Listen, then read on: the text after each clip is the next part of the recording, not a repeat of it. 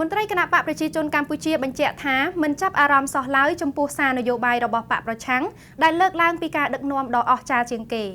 ជំហររបស់បកកណ្ដាលអំណាចនៅពេលនេះធ្វើឡើងស្របពេលដែលប្រធានគណៈបកប្រឆាំងបង្ហាញនៅសុទិដ្ឋិនិយមថាក្រោយការឈ្នះឆ្នោតឆ្នាំ2018ខាងមុខបកសង្គ្រោះជាតិនឹងដឹកនាំប្រទេសតាមបែបលទ្ធិប្រជាធិបតេយ្យតម្លាភាពនិងយុត្តិធម៌សង្គមដ៏ពិតប្រាកដចាលោកមុំមនីរតរាយការណ៍ជុំវិញរឿងនេះ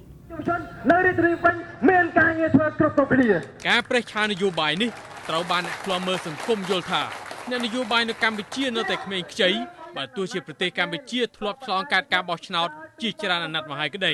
លោកសនជ័យនាយកប្រតិបត្តិសម្ព័ន្ធគណនេយ្យភាពសង្គមយល់ថាលំមុំដល់ពេលដែលកម្ពុជាត្រូវសាររើឯកសារពាក់ព័ន្ធនឹងការគ្រប់គ្រងរដ្ឋបាលសាធារណៈហើយលោកបន្តថាការផ្ដល់ឯកសារនានាដោយរួមទាំងការបញ្ជាក់អត្តសញ្ញាណសញ្ជាតិខ្មែរជាដើមចេញពីថ្នាក់មូលដ្ឋាននោះគឺជាភាពស្មុគស្មាញនិងធ្វើឲ្យជនបរទេសអាចមានសិទ្ធិធ្វើសេចក្តីសម្រេចនានាដោយម្ចាស់ប្រទេសដែរដើមចំនៃ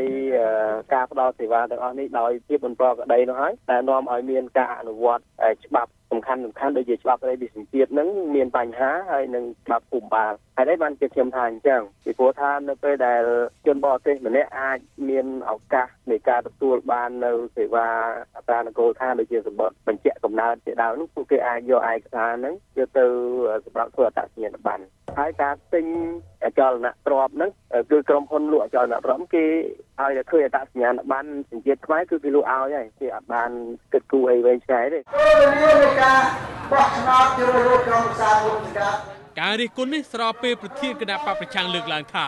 ក្រោយឈ្នះឆ្នោតឆ្នាំ2018បកលោកនឹងដឹកនាំប្រទេសតាមបែបទំនើបខុសពីសពថ្ងៃនេះគណៈបកនឹងដាក់ចេញផែនការទៅលើសេវាសាធារណៈបំបត្តិអំពើពុករលួយនិងអនុវត្តរបបប្រជាធិបតេយ្យជាពិសេសផ្ដល់ភាពស្មើគ្នាចំពោះមុខច្បាប់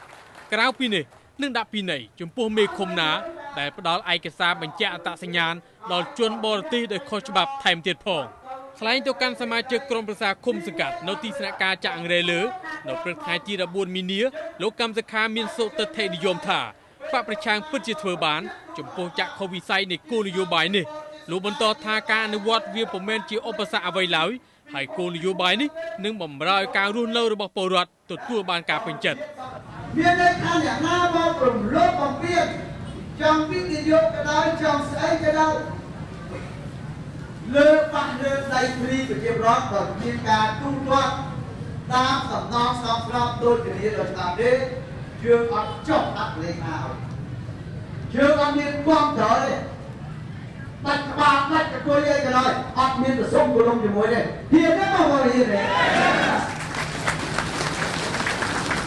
នៅតែចៅសង្កាត់របស់គណៈបកសង្គ្រោះជាតិជាថ្មីម្ដងទៀតប្រធានគណៈបកប្រឆាំងរូបនេះអាងថា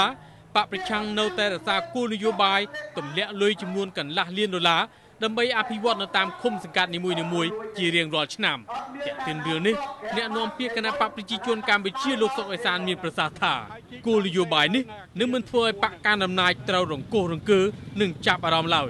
ទុយទៅវិញគោលនយោបាយនេះបកកណ្ដាលអំណាចបានអនុវត្តច្រើនអាណត្តិណាស់មកហើយនឹងបន្តធ្វើកំណែតម្រង់ឲ្យមានភាពល្អជាងនេះបន្ថែមទៀតដែរដាក់បព្វជិជនគឺដាក់ក្នុងគោលនយោបាយឲ្យបានអនុវត្តរួចទៅហើយនៅក្នុងមួយកន្លះឆ្នាំរួចហើយនឹងមិនយកកម្រៃសេវាសាធារណៈហើយជំរុញធ្វើម៉េចឲ្យមានប្រសិទ្ធភាពក្នុងការងារជូនប្រជាពលរដ្ឋហើយប្រសិទ្ធភាពនេះហើយដែលវាបញ្ជាក់ថាយើងធ្វើចាប់ធ្វើល្អធ្វើត្រឹមត្រូវហើយមានគុណភាពបាទពួកគេบอกកងតើ